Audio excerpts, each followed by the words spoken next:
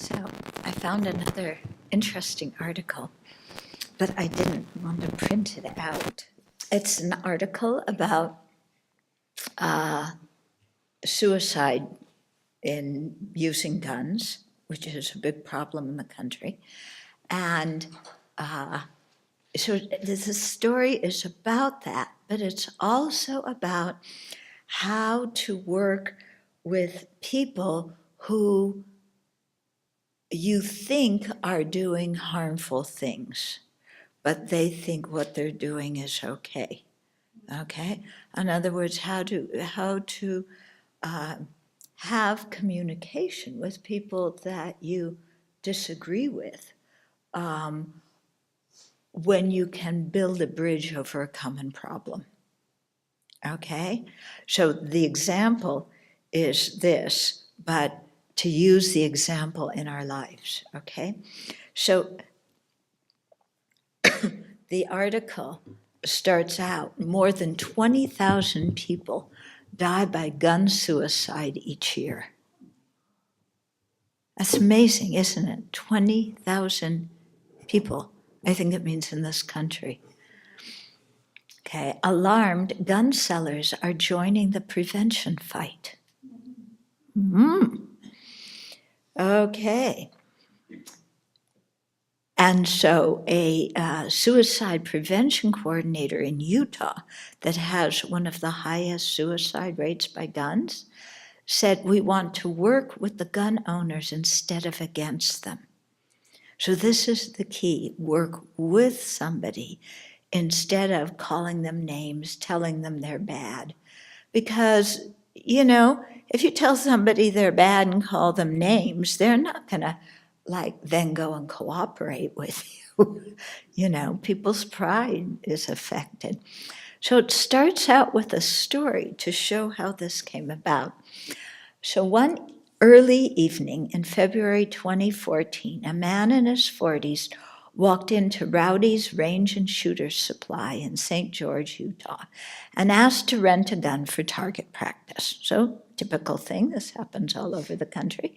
He was sociable and seemed calm as he handed over his driver's license, went to the assigned lane, and began shooting at the target, stopping every so often to chat with the duty police officers in the lane next to him.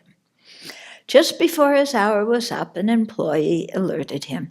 The man thanked him and the worker left. Then, still standing in the practice lane, the man turned the gun on himself and took his own life. Right there at the shooting range. After paramedics took his body away and customers were escorted from the range, the company's owner, Rowdy Reeve, who opened the range 3 months earlier with 2 partners in an industrial park at the edge of the Mojave Desert, began asking himself questions. Was there anything his staff should have noticed about the customer before handing him a gun?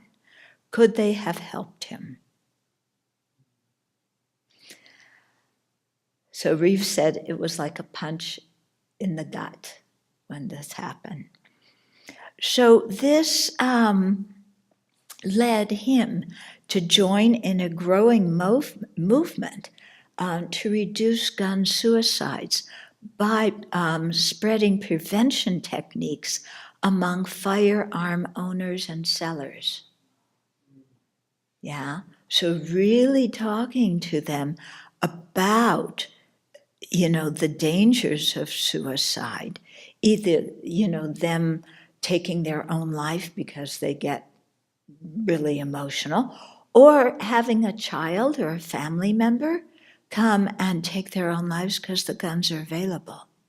Yeah, and how many stories do we hear that happening in? Yeah. So, in thinking back over this, we've talked about it here. I think we know many people who have lost family members through gun suicide. Yeah, not homicide, but suicide.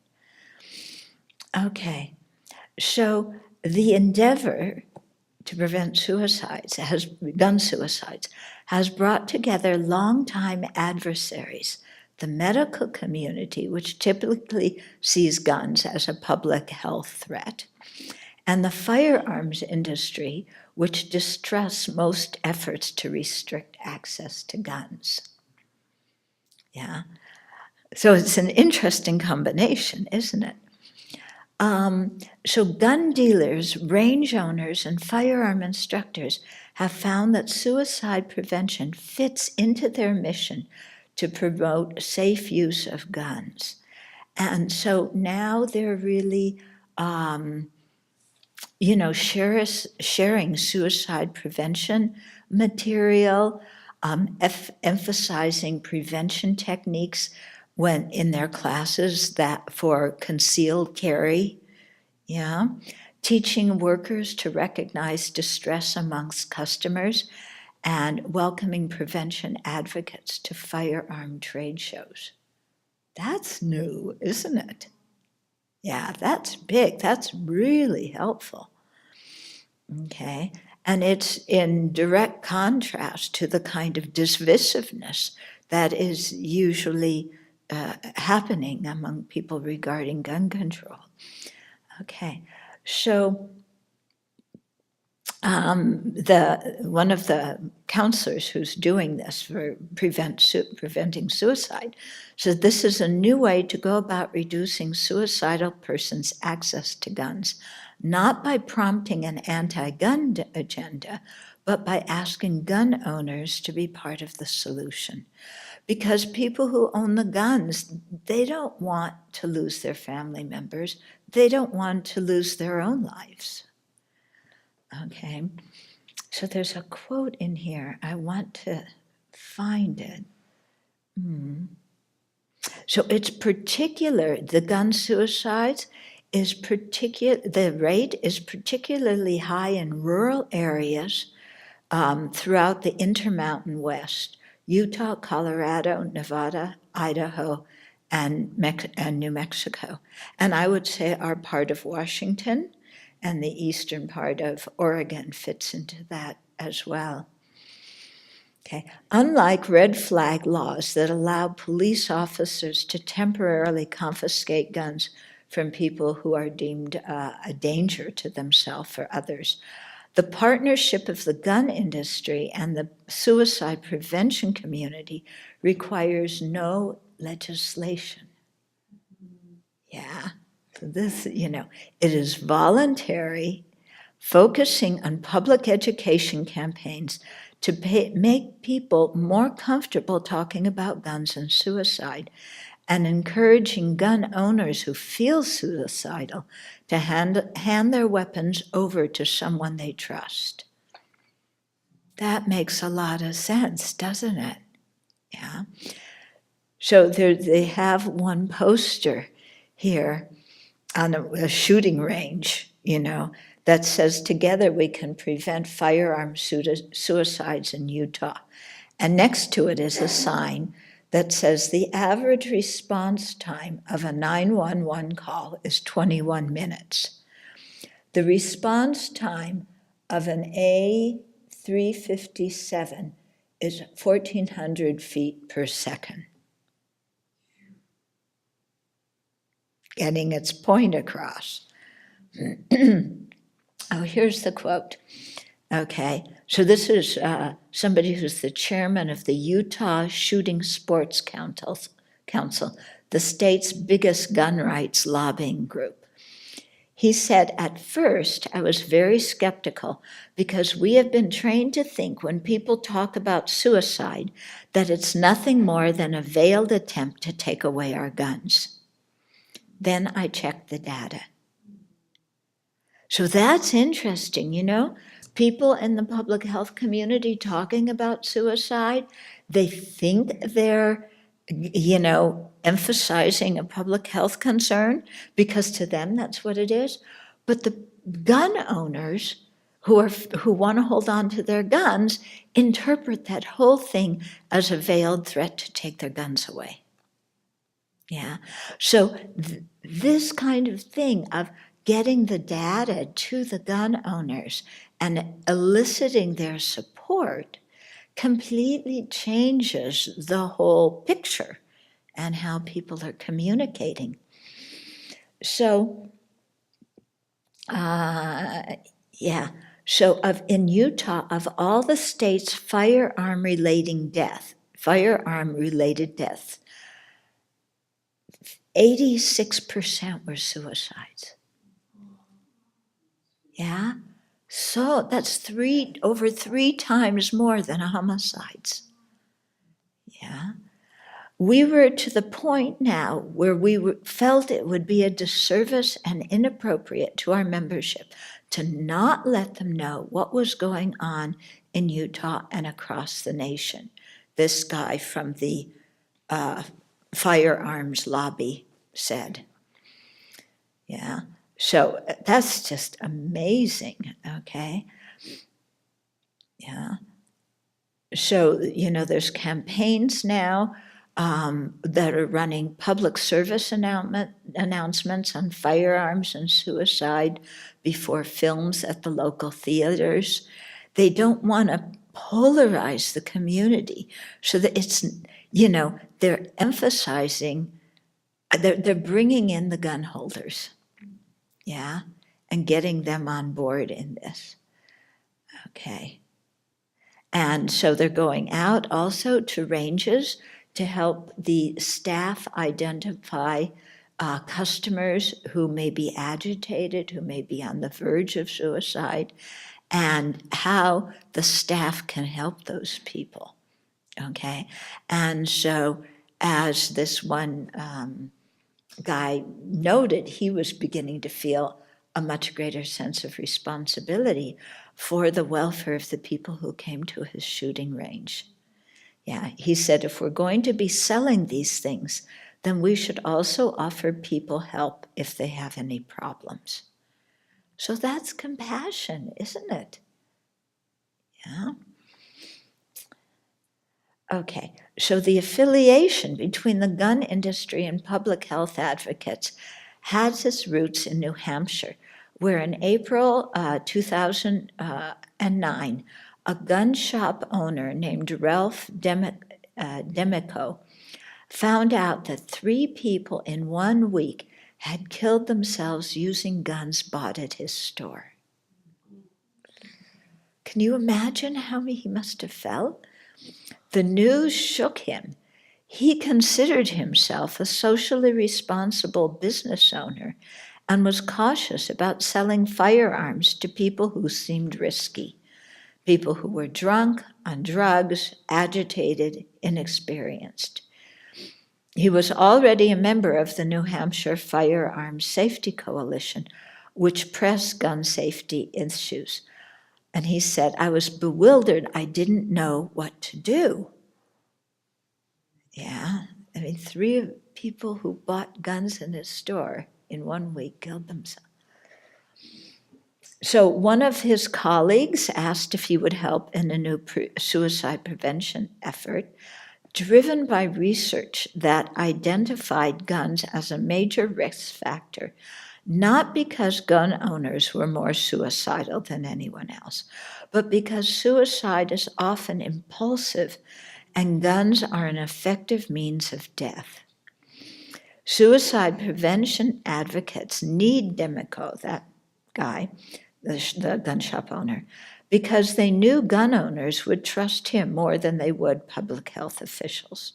Demico agreed, and together they created the Gun Shop Project, distributing posters to realtors and tips on how to spot and help people who appear suicidal.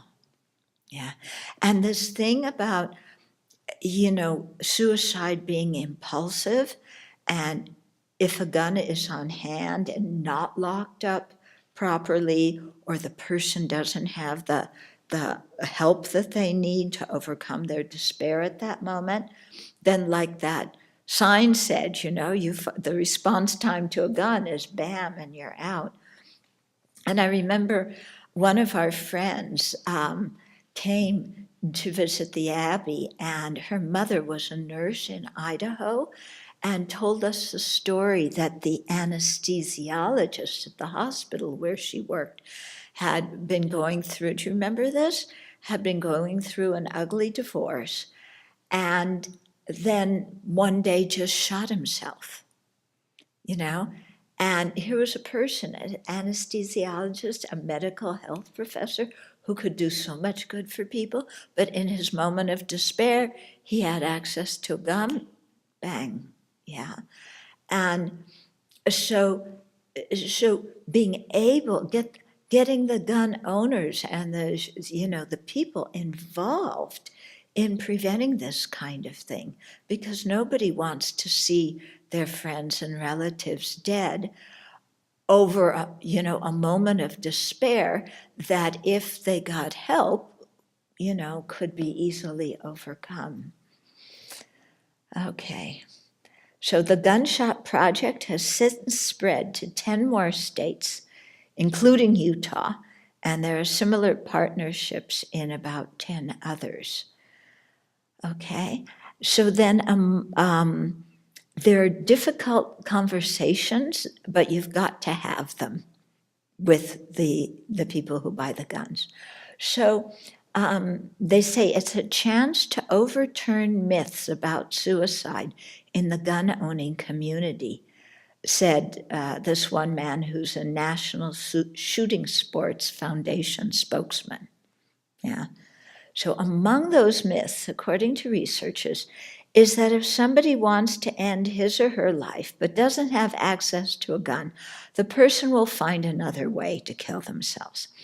Researchers say that making it more difficult for someone who is suicidal to access a planned means of death can buy time until the suicidal thoughts subside. Okay, so that is particularly important in the case of guns, which they say are present in about a third of American homes and are the most lethal method of suicide. About 85% of suicide attempts with a firearm end in death. They're very effective. While drug overdoses, the most common method of suicide attempts, are fatal in less than 3% of the cases. Wow. That's a big difference. The importance of education in talking to gun owners is not saying they shouldn't own guns, and it has nothing to do with the Second Amendment. Okay, this is said by a professor of emergency medicine. It's saying sometimes we get so sad we can't think straight. So how can we make things safer for you? Okay, so it's not coming on pointing the fingers, saying you're bad and you shouldn't own guns or blah, blah. It's acknowledging, yeah, sometimes we get so sad, we don't know what to do. How can we help you? How can we make you and your family safe? Okay. So that's, I think this is such a good example of how to work with another party on something that's a common concern. Yeah, and another owner of a retail center, a gun retail center in Denver, got involved with this after a first-time customer shot himself at her range 2 years ago. Yeah, so can imagine people at shooting ranges to see others kill themselves. It must be horrible for them. Okay, so she revamped her staff training and ordered more customer education literature, from suicide hotlines to gun storage tips. She sought advice from other gun shops adopting some of their rules, including a prohibition against new customers using the range alone without a recommendation from a family member, colleague, or friend. The staff now looks more closely at new customers and regulars by examining eye contact, attention to safety briefings, and whether they seem in a rush. Clark's staff turns away more people now. Employees once asked a regular customer who was upset because his wife had left him to come back another day. They once asked a new customer who was alone and seemed to want to rush through a handgun purchase for a personal reference. Instead, he left. Some of these people leave angry. Some may not be dangerous to themselves or anyone else, but the cost of lost business is a price Clark said she's willing to pay. These can be difficult conversations, but you've got to have them. Yeah, and then the article goes on, to people, educating people about the signs of suicide, what to say to somebody who exhibits those signs, how to help them, how to calm them down, And I think especially important in this is really educating people to keep their firearms in a safe manner so that other people in their household who are agitated or depressed cannot just go and pick up a gun and kill themselves because the gun's available. They don't even have to go out and buy it. So I just wanted to share that with you because I thought it was a wonderful step in the right direction to prevent death, unnecessary death, and that it was a very good example of people working together instead of criticizing each other and being at odds. Yeah. And so to think in our own lives how we can work together with other people for common goals, yeah, without criticizing them or trashing them or whatever. I think another positive thing that's starting to happen too is, I think in the beginning of the article, it talked about this new law where families actually have some sort of legal power with authorities and healthcare professionals to keep guns away from those in their family that are not well. Because even though suicide is an impulsive state of mind and guns are the most successful, anybody who's under the control of anger or greed or jealousy is about as impulsive as far as the homicide aspect of what happens in our country. So people who have some mental instability that are much more impulsive, families now, I think that that's been a really good indicator too of empowering the family and the medical professionals to work with the law enforcement and the legal parts. Yeah. It seems like a collective process so that people can actually protect their loved ones rather than, I can't say anything even though he's really quite unstable right now and has access to guns or whatever. Yeah. What strikes me about the ability for the communication to work is the similarity of this to what Patricia from WSU was talking about, where it needed to be, okay, there's the person who does the action, but then there's I don't know if the term was like the bystanders, but there were people who were involved, they're of the same mindset. There's the gun owners, stores, and this and that, so they're of the same mindset. So that puts them in a position where they'll be listened to. Right. Yeah, and I think that it seemed like all the way through the whole thing, it always had to be somebody who was a part of the mindset. Yeah, it has to be somebody that other people trust, that people feel are not going to criticize them or trash them or tell them they're stupid or whatever. Yeah. Mm-hmm. Okay. The guy from the, yeah. Living in Utah, our state has really been struggling with teen and a young adult suicides. It's actually the number one cause of death for like 14 to 24-year-olds in our state. A lot of it is gay and lesbian kids, and some of that's related to some of the stands that the LDS Church has taken that is really harmed them. But I am hearing more of the conversation now about the gun piece, about the lethality of it. And especially for the young men who are struggling with those issues, that the number one thing to do is to make sure that they do not have access to a gun. Not that guns are bad in general, but just 85% of the time it's successful, and it may be a moment when they're struggling, but if we can get them through that moment.